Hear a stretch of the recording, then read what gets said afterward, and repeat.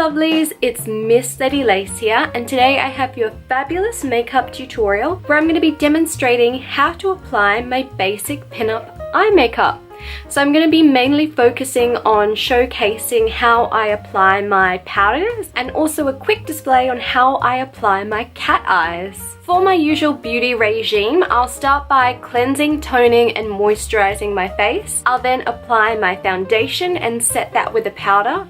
Draw on my eyebrows, then I'll move on to my pinup eye makeup regime, which I'll be teaching today. For today's tutorial, you'll need a few essential items, including a couple makeup brushes. The three I will mainly be using today include this lovely little round-headed brush, which is quite flat, a slightly poofier brush, and just a nice rounded brush that I'll use for my colors. I typically use 3 brushes so I'm not transferring the colors too much in between. You'll need a few eyeshadow colors.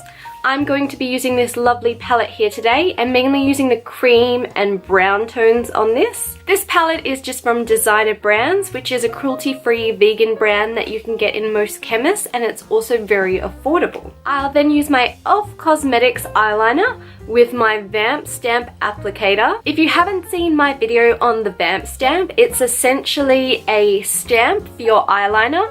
So you apply your eyeliner onto this little applicator here and just stamp it on, and this will apply your perfect cat eye styled eyeliner. At the moment, my preference is to use the Kitten, which is the smallest stamp, and this just exaggerate that a little bit further because I really do love the shape of this particular stamp.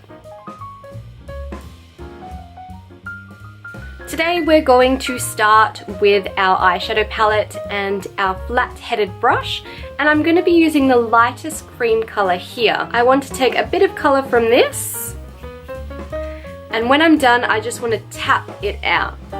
Whenever I apply any eyeshadow or blush or any sort of dense color, I always want to tap out the excess or blow it out, which is slightly less hygienic, to ensure that I don't get too much of a big amount on my face that's really hard to blend out. We'll now take our round-headed brush and apply this just under our eyebrow, and also across the lid of our eye. And then I want to blend these two sections together just to ensure that there's no streaky lines across my eye. I'll then repeat that to the other side.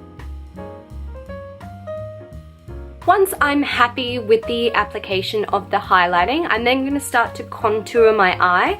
I'll start with a blending color, which will be this light sort of creamy brown color, and I'm going to apply that to the crease of my eye. If you're like me and have hooded eyes, which means there's no crease between the area here, what you want to do is just follow the crevice of your eye. So we're just going to be coloring in this area, and we want to emphasize on putting the most color on the outer part of our eye so we make our eyes open and bigger and fabulous. So I've taken that color on the round-headed brush, and I'm just going to evenly apply this across the eyelid now. Repeat that to the other side now. Whenever I'm applying my makeup, I always do one side and then I repeat the same step to the other side. And this is just to ensure that this comes out as symmetrical as possible. Next, I'm going to take my slightly puffy but flat round-headed brush, and I'm going to take my color palette and use just the lightest shade of brown here. And again, just ensuring I'm tapping out the excess color. And I'm now going to take this and apply the most of this color to the outer corner of my eye and then shade across. Whenever I'm doing this following the crease on my eye, or again if you have a hooded eye where the sort of line would be, we're sort of going up and around, going from each corner of the eye, sort of like a rainbow, and really highlighting this. Again, repeating back on our second eye.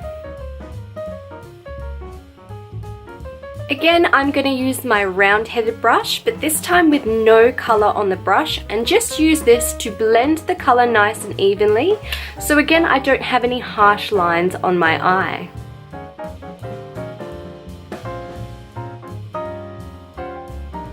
with my flatter of the round-headed brushes, I'm just going to now take the darkest color and just use this to really create a darker line, creating different dimensions in the coloring of my eye. I find it's really effective to use multiple shades to get lots of definition through your eyeshadow, and it just creates a more interesting look. For this part of the application, I really do want to focus on the crease of the eye, so we won't be shading too far up like we did with our first application of makeup.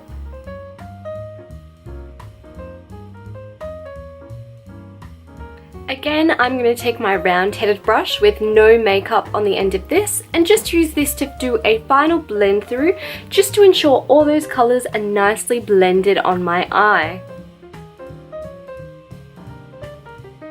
At this point, you could pretty much put on a little bit of mascara, or if you're like me and have eyelash extensions, just give them a lovely brush through, and you could head out at this point because it's already a fabulous look. For me though, I love to wear the vintage cat eye look, so I'm just going to do a quick run through on how I do that on a day-to-day basis. I do have my vamp stamp video online now, and you can view that from the description below.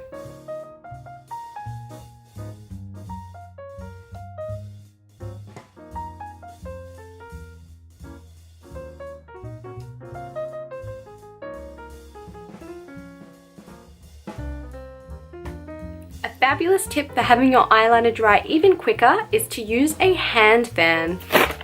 I'm just going to use this to fan along this area, so I'm ensuring that it's not printing on the top part of my eyelid.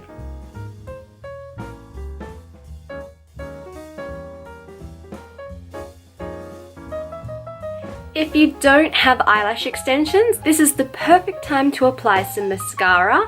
As I have volume eyelashes though, I'm just going to use a mascara wand to brush all my eyelashes up in a beautiful direction.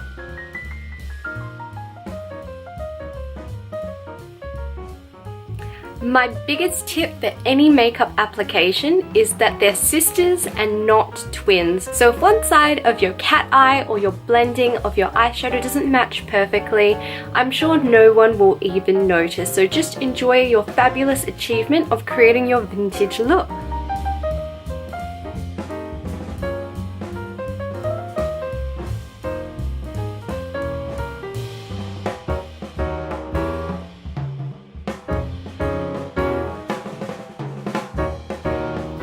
And my basic makeup is complete.